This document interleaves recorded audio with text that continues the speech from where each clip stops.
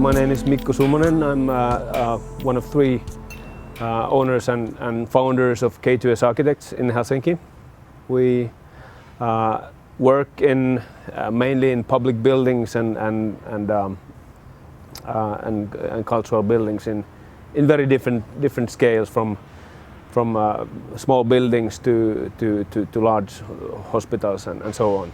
I think architects still have a very central role in Finland.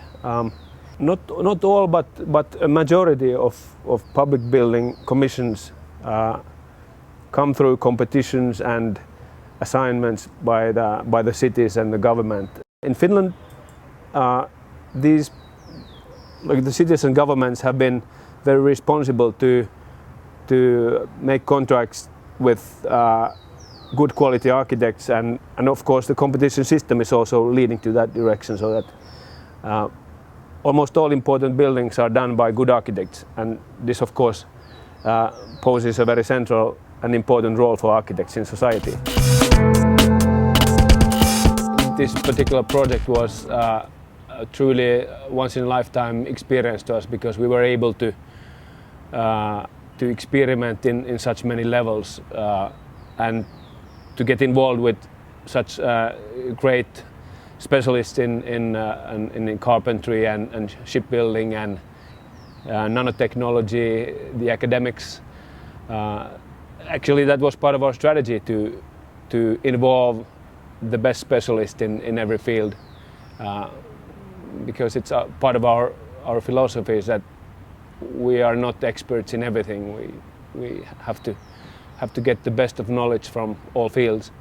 And I would say in the case of the chapel in Kamppi, what we found really rewarding is that it's a combination of really traditional techniques like in carpentry and shipbuilding, combined with the most contemporary technologies like 3D modeling to CNC milling, which is the case in the interior of the chapel space, and even nanotechnology in the treatments of the wooden facades.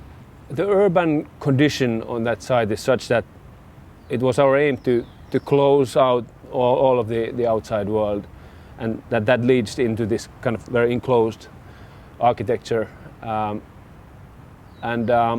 Since that's the case, the top light that surrounds the chapel space becomes very important, and also we wanted that there's not too much light. There should be very little light, so that there's this kind of half dark atmosphere which changes in a subtle way. There's never too much light, because that gives the right kind of atmosphere for this silence and contemplation. And we also talked with Kimmo and Nico quite a lot about the atmospheres of old Finnish churches, when there are kind of small windows, but there's a very comfortable atmosphere environment. You can sense the small light, and you can sense the wooden material surrounding you. So I think in that sense, atmospheres we talk quite a lot about them, and they're very, very important to us. I think we've learned quite many things through experience, which we could have avoided if we planned things a bit better. I mean, we were never very good with business, so we made some mistakes which were kind of expensive to us. So if I would start a business now, I would plan it better and talk to some financial advisors in advance, and would probably make your life a bit easier. But on the other hand,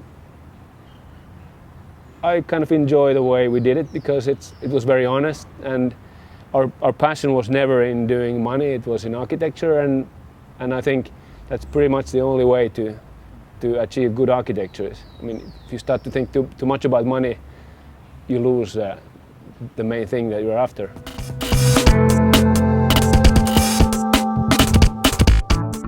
I think it's the obvious answer that any architect should give. It's the climate change and and ecology and energy efficiency and the recognition of carbon footprint. It's really, if an architect doesn't recognize this problem, then they should look in the mirror.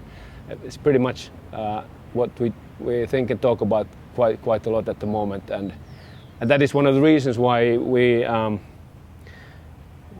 looking into wood even more than we did before, because it's pretty much the only material that has a negative carbon footprint. So wood has potential to save the world.